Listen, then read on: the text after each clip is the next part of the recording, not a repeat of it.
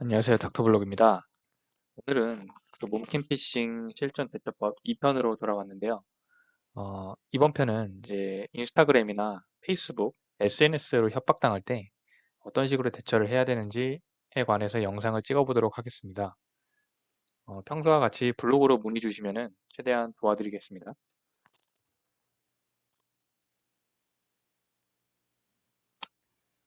최근 들어서 이제 영상이 좀 노출이 많이 되다 보니까 문의를 주시는 분들이 상당히 많이 늘어났어요. 근데 최근에 상담을 주시는 분들 중에서 인스타그램이나 페이스북으로 협박을 당하는 사례가 상당히 많습니다.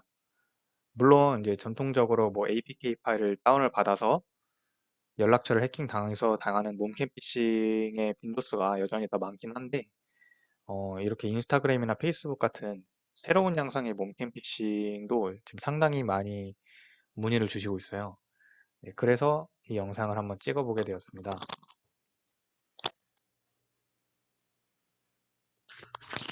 우선은 이제 전통적인 몸캠 피싱이랑 신종 인스타, 페이스북 몸캠 피싱 두 가지의 차이점에 대해서 먼저 좀 알아야 될 것 같은데요. 우선 소개팅 어플이나 랜덤 채팅, SNS 등에서 처음 만난 거는 비슷합니다. 그리고 영상 통화를 시도를 하고 음란 행위를 유도하고 그 영상을 녹화하는 것까지는 둘 다 둘 다 이제 공통점이라고 보시면 될 것 같아요. 다만 여기서부터 이제 차이가 나는데 전통적인 몸캠 피싱 같은 경우는 소리가 잘 들리지 않거나 뭐 보통은 이런 멘트를 치죠. 아니면은 뭐 다른 멘트를 쳐가지고 어쨌든 핸드폰에 APK 파일을 설치하는 것을 유도를 합니다. 그러면 APK 파일을 설치함과 동시에 이제 핸드폰에 있는 주소록이 넘어가게 되는 거죠. 그러면은 그 넘어간 주소록 상의 지인들한테 그 영상 통화 음란 행위를 하면서 녹화가 되었잖아요. 이 영상을 뿌리겠다, 유포를 하겠다 하면서 협박을 하게 됩니다. 그러니까 이거는 전통적인 몸캠 피싱의 수법이었고요. 신종 인스타나 페이스북 협박 같은 경우에는 우선은 피해자의 전화번호나 SNS 계정들을 알아냅니다. 그 다음에 피해자의 SNS 계정상의 지인들, 뭐 인스타그램 같은 경우에는 팔로워겠죠? 페이스북이나 그런 팔로워들 목록을 보여주면서 이 사람들에게 유포하겠다면서 협박이나 금전을 요구하고 있습니다. 이 두 가지가 차이점인데요. 그러니까 결국 APK 파일을 다운을 받느냐 안 받느냐 이거의 차이점인 거죠. 그래서 전통적인 몽켓 피싱은 이제 직접적인 APK 파일 다운을 통해서 해킹이 이루어집니다. 네, APK 파일로 스마트폰을 해킹하게 되고 주소록을 해킹한 후에 협박범의 서버에 저장을 하게 됩니다. 그리고 이제 문의를 주시는 분들한테 많이 제가 데이터를 종합해 보면은 이런 식으로 전통적인 몽캠 피싱을 하는 데는 조선족, 거의 대부분이 조선족들이 이 범행을 저지른 걸로 알고 있습니다. 이제 이와 반대로 신종 SNS 협박 같은 경우에는 직접적인 해킹이 이루어지진 않습니다. 뭐 APK 파일을 다운받거나 그런 건 아니기 때문에 해킹이 이루어지진 않고요. 지인들의 연락처를 협박범이 알지는 못합니다. 왜냐면은 그 APK 파일 다운을 받아서 주소로 해킹된 것이 아니기 때문에 직접적으로 지인들의 연락처를 알지는 못하지만 간접적으로 이제 그 피해자의 인스타 팔로워나 페이스북 친구들 이런 사람들에게 유포를 하겠다면서 협박을 합니다. 그래서 이런 경우는 제가 종합을 해봤는데 조선족보다는 다른 제3국가의 국적의 협박범들이 상당히 많더라고요. 뭐 동남아도 있고 대부분 영어로 많이 당하는 걸로 알고 있습니다.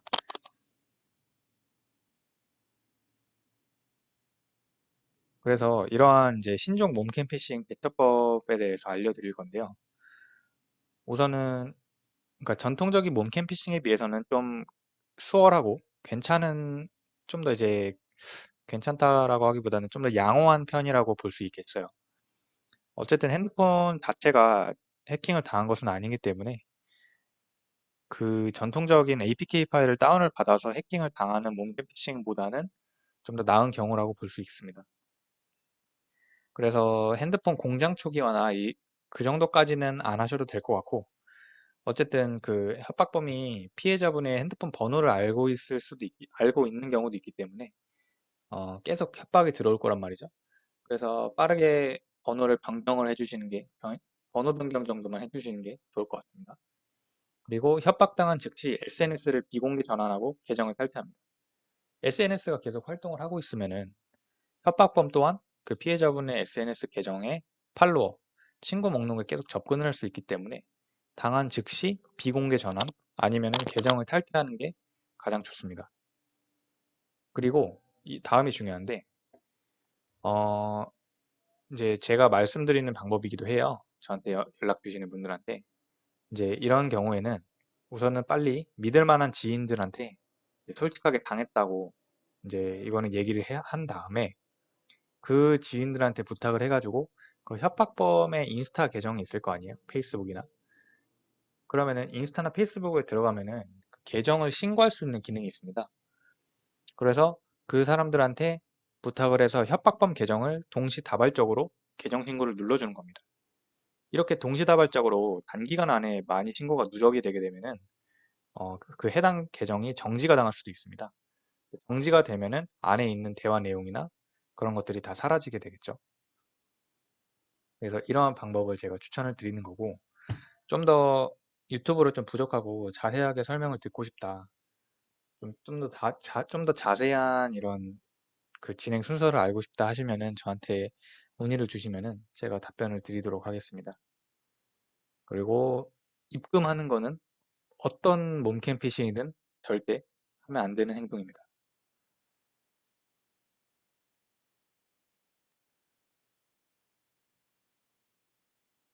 그리고 이제 영상이 녹화가 된 후에 피해자분들께서 인터넷에 유포가 되면 어떡하는지 상당히 걱정을 또 이거에 대한 걱정을 하시는 분들이 있더라고요.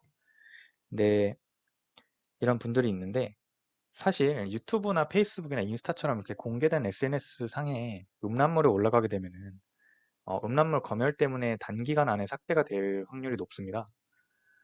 그래서 이 부분은 크게 걱정을 하지 않으셔도 되고, 그리고 인터넷 사이트에 올라가면 이 경우도 사실 어, 지인분들이 인터넷 서칭을 하다가 우연히 그 피해자분의 영상을 보게 될 확률이 인터넷상에 엄청나게 많은 영상들이 있는데 우연히 그거를 보게 될 확률이 거의 없다고 저는 생각이 듭니다.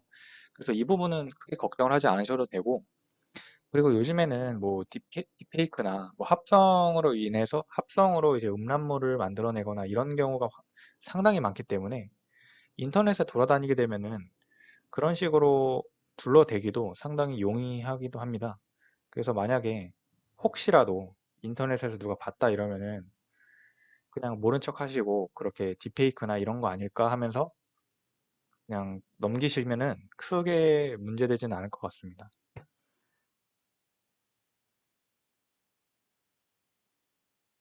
네, 이렇게 몸캠 피싱 대처법, 오늘은 인스타나 SNS 상에서 협박을 당할 때에 대해서 영상을 찍어봤고요. 어, 요즘 최근 들어서 그 문의를 주시는 분들이 상당히 많이 늘어나는데, 제, 제가